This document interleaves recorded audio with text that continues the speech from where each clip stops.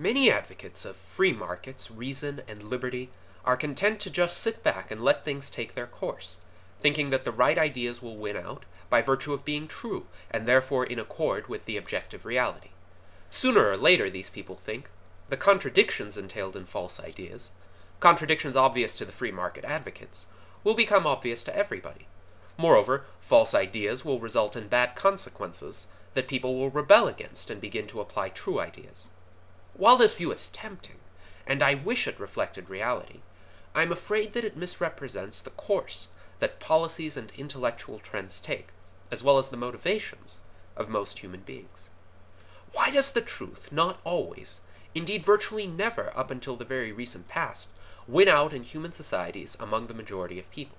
Indeed, why can one confidently say that most people are wrong about most intellectual matters and matters of policy most of the time? A few reasons will be explored here. First, the vast majority of people are short-sighted and unaware of the secondary effects of their actions. For instance, they see the direct effects of government redistribution of wealth, especially if they are on the receiving end, as positive. They get nice stuff, after all. But the indirect secondary effects, the reduced incentives of the expropriated to produce additional wealth, are not nearly so evident. They require active contemplation, which most people are too busy to engage in at that sophisticated a level. The second reason why truth rarely wins in human societies, at least in the short to intermediate term, is that people's lifespans are, thus far in our history, finite. While many people do learn from their experiences and from abstract theory, and recognize more of the truth as they get older, those people also tend to die at alarming rates, and be replaced by newer generations that, more often than not, make the same mistakes and commit the same fallacies.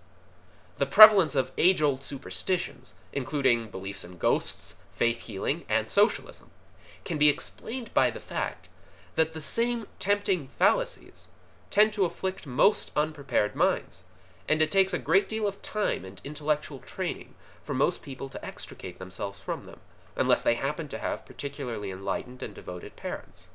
If all people lived forever, one could expect them to learn from their mistakes and fallacies eventually, and for the prevalence of those errors to asymptotically approach zero over time. The third reason for the difficulty true ideas have in winning is the information problem. No one person has access to all or even a remote fraction of the truth, and certainly no one person can claim to be in possession of all the true ideas required to prevent or even optimally minimize all human folly, aggression, and self-destruction.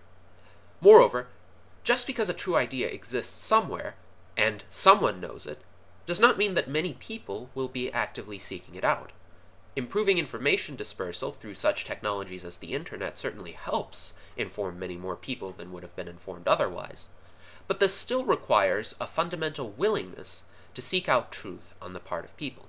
Some have this willingness, others could not care less. The fourth reason why the truth rarely wins out is that the proponents of false ideas are often persistent, clever, and well-organized. They promote their ideas, which they may well believe to be the truth, just as assiduously, if not more so, than the proponents of truth promote their ideas. In fact, how true an idea is might matter when it comes to the long-term viability of the culture and society whose participants adopt it, but it matters little with regard to how persuasive people find the idea. After all, if truth were all that persuaded people, then bizarre beer ads that imply that by drinking beer one will have fancy cars and lots of beautiful women would not persuade anyone. The persistence of advertising that focuses on anything but the actual merits and qualities of the goods and services advertised shows that truth and persuasiveness are two entirely different qualities. The fifth reason why the truth has a difficult time winning over public opinion is rather unfortunate and may be remedied in time.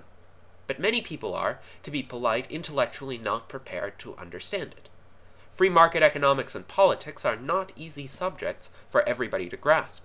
If a significant fraction of the population in economically advanced countries has trouble remembering basic historical facts or doing basic algebra, how hard must economic and political theory be for such people? I do not believe that any person is incapable of learning these ideas, or any ideas at all, but to teach them takes time that they personally are often unwilling to devote to the task. As economic and technological growth renders more leisure time available to more people, this might change. But for the time being, the unintellectual state of the majority of people is a tremendous obstacle to the spread of true ideas. It is bad enough that many people are unintellectual and thus unable to grasp true ideas without a great deal of effort they do not wish to expend. That problem can be remedied with enough material and cultural progress. The greater problem, and the sixth reason why the truth has difficulty taking hold, is that a sizable fraction of the population is also anti-intellectual. They not only cannot or try not to think and learn, they actively despise those who do. Anti-intellectualism is a product of pure envy and malice, much like bullying in the public schools. It led to the genocides of Nazi Germany, the Soviet Union under Stalin, Communist China under Mao, and Communist Cambodia under the Khmer Rouge. In Western schools today, it leads to many of the best and brightest students who know more of the truth than virtually anyone else, being relentlessly teased, mocked, suppressed, ostracized, and even physically attacked by their jealous and lazy peers, as well as by some egalitarian-minded teachers.